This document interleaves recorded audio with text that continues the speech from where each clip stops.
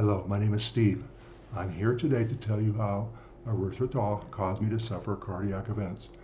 Fortunately, these events did not become as serious as a heart attack or a stroke, so I'm lucky to be here today. Now, I'm not a doctor or a practitioner of anything, just a very curious consumer. I have noticed there are many videos on YouTube decrying the study released by the Cleveland Clinic on February 27, 2023. Speakers have insisted that the study was flawed, that the participants were likely very sick, and that the study did not prove causation. Well, I'm here to tell you that the study is actually on something.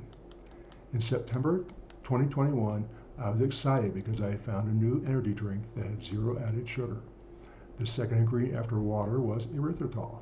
I assumed that erythritol was safe because it was becoming more common in products that had to have no added sugar.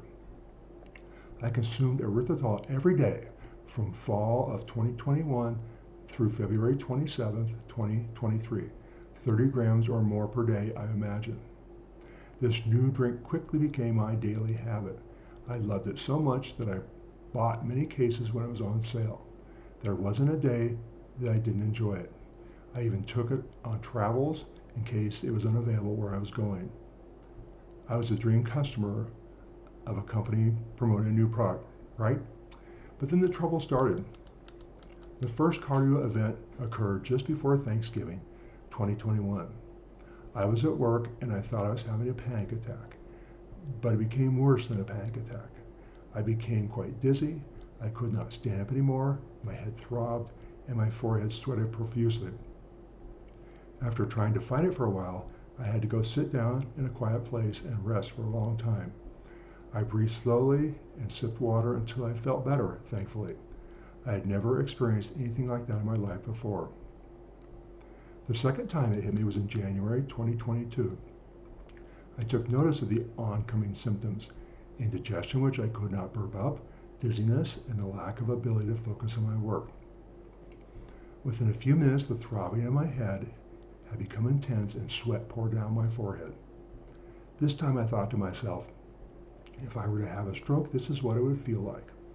Again, the symptoms gradually abated when I rested quietly for about 30 to 40 minutes, breathed slowly and deliberately, and sipped water.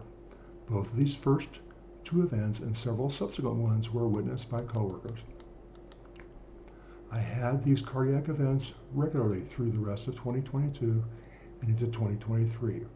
I attempted to try to thwart the symptoms by recognizing them and trying to control them, but that didn't work. Every time I was brought down by my symptoms. The events happened at work, at home, while riding my bike, and while working out at the gym. I must have had one event per month on the average. They really scared me, and I kept enjoying my favorite energy drink every day. It was a bright spot in my daily life. As I alluded to, I am physically active. I have done aerobic exercise my entire life.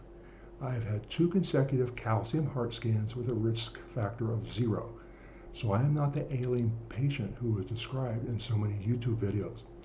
By the way, I saw my doctors repeatedly through 2022, and they could not find the cause of my cardiac episodes. When the news of the Cleveland Clinic study broke on February 27, 2023, I immediately made the connection and stopped the energy drink. 4 months later now, I have not had another cardiac event. This is all the proof I need. Erythritol caused my cardiac events. I'm so very grateful for the study having been conducted and released.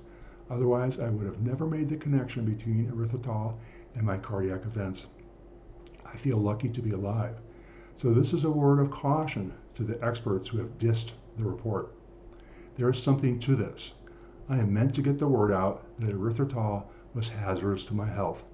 I am morbidly fascinated by all this, especially since I see more and more products that contain erythritol. However it got the generally recognized as safe status is beyond me. Somehow erythritol has gotten a green light without being studied enough about how it coagulates the blood, if that was even known before. I trust that more studies are being conducted as I speak that will give us the answers we need. Erythritol needs more studies and quickly. Thank you for watching.